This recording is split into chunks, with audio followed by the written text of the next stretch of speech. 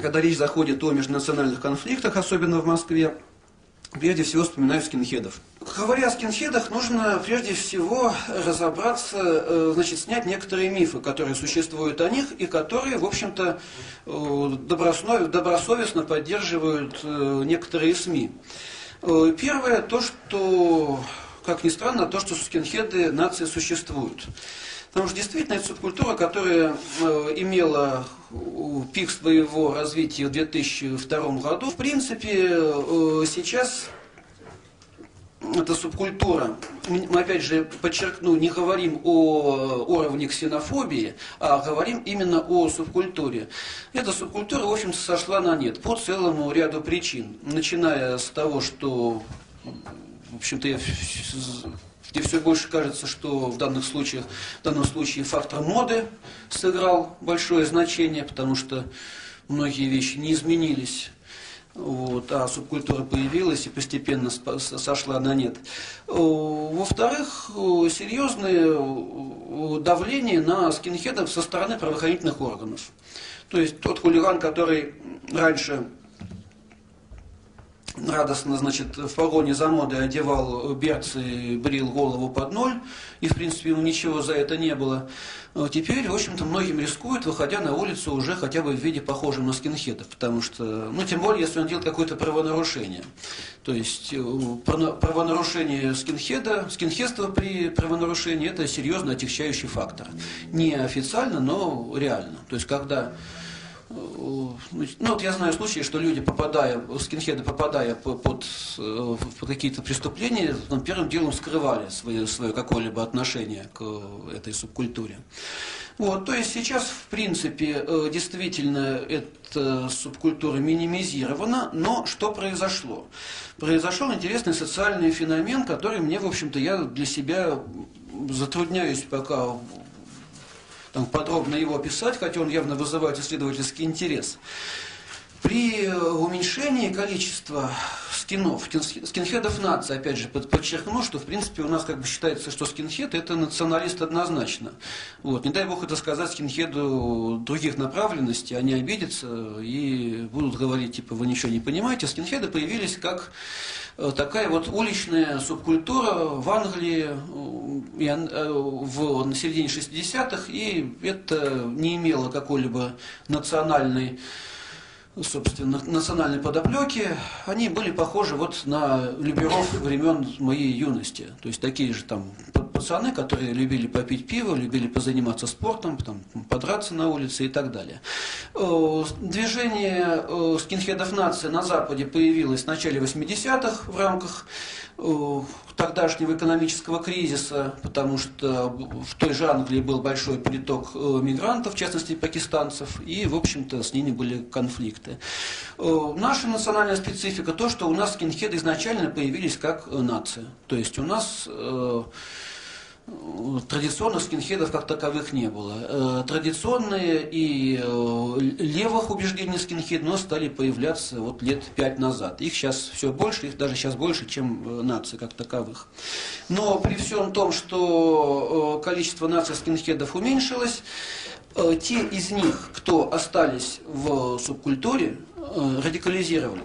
радикализовались. То есть, если в 2000 году мы видели толпы бритоголовых юношей, которые при встрече с инородцем били ему морду, а ножей у них ни у кого не было, в принципе, скинхеда с ножом встретить было достаточно сложно. То есть максимум, там погром Царицына, это один погибший, получивший по голове арматуриной.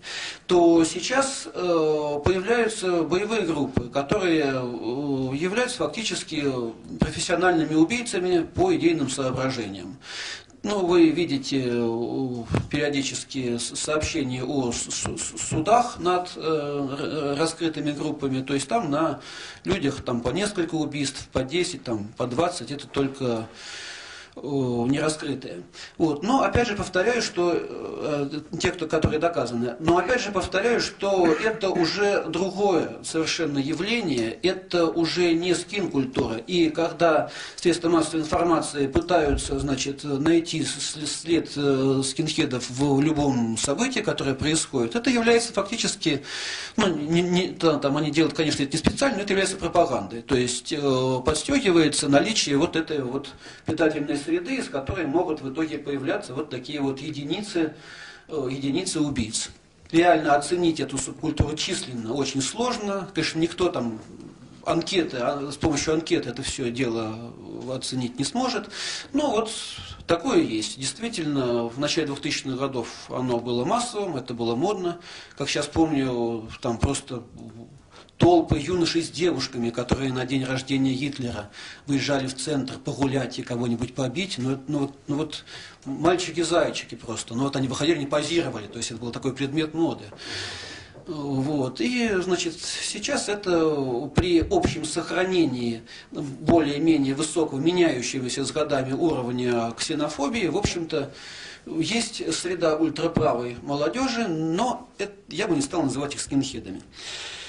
В какие субкультуры, описав участников конфликтов со стороны москвичей, опишем участников конфликта со стороны приезжей молодежи, в какие субкультуры вписываются приезжие мигранты, скажем там, как кавказцы и средние азиаты.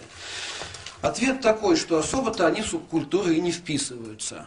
В общем-то, здесь какое-то тоже мне не совсем понятное, тоже требующее особого изучения, какая-то разница стилевых особенностей. Потому что если, скажем, сравнить с Бурятией, которая, в общем-то, российский регион, достаточно спокойный в межэтническом отношении, но там, если посмотреть субкультурщиков, собственно, ту молодежь, которая там является панками, рэперами и так далее, там, в общем-то, это в большинстве своем русские. И процент русских неформалов значительно выше, чем процент неформалов-бурятов. И, соответственно, кавказцы, которые приезжают, в общем, славяне ориентированы на западные стереотипы, у них такое вот европеизированное, в общем-то, мышление, такое модернизированное.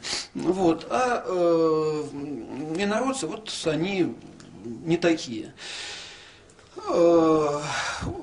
Даже если посмотреть в Москве движение антифа, вот, как есть такое мнение, что, скажем, кавказские команды какие-то вот такие вот полукриминальные часто примыкают к антифа, вот я не очень хорошо, честно говоря, антифа знаю, но пока все, кого не спрашивал, говорят, нет, это там отдельные субкультуры, то есть кавказцы живут отдельной жизнью, в антифат иногда некоторые попадают, но как бы это все равно вот разные стили, разные направления.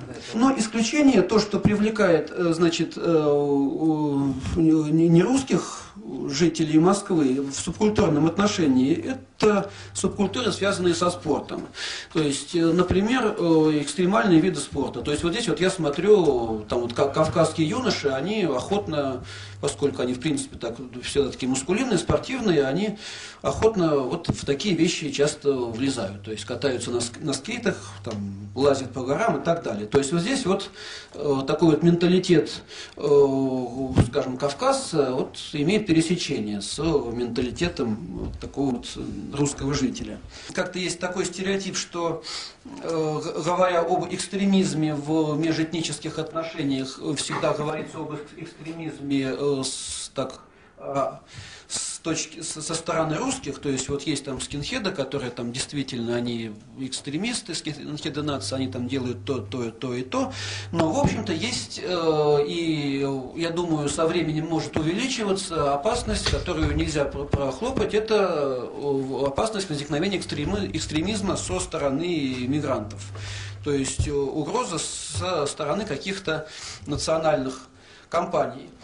Вот, в принципе, как бы полукриминальные молодежные группировки кавказские и там среднеазиатские, это как бы расхожая форма, которые там оперируют все, кто говорят о межэтнических конфликтах. Но в действительности пока здесь, к счастью, не так много каких-то вот идейных группировок, которые действительно сознательно компонуются по идейному принципу.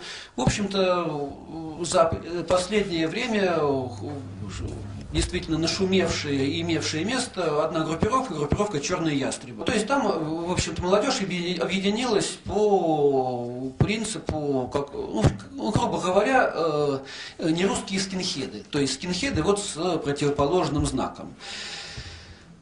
Там был довольно силен фактор ислама, были многочисленные нападения, то есть, ну, в общем, вели себя действительно, как вот такие вот отмороженные скинхеды нации ведут себя против кавказцев, только вели себя против русских. Но, к счастью, вот такого рода идейных образований немного, и я думаю, что, ну, фактически вот одно, но я думаю, что здесь все-таки правоохранительные органы тоже какую-то работу ведут.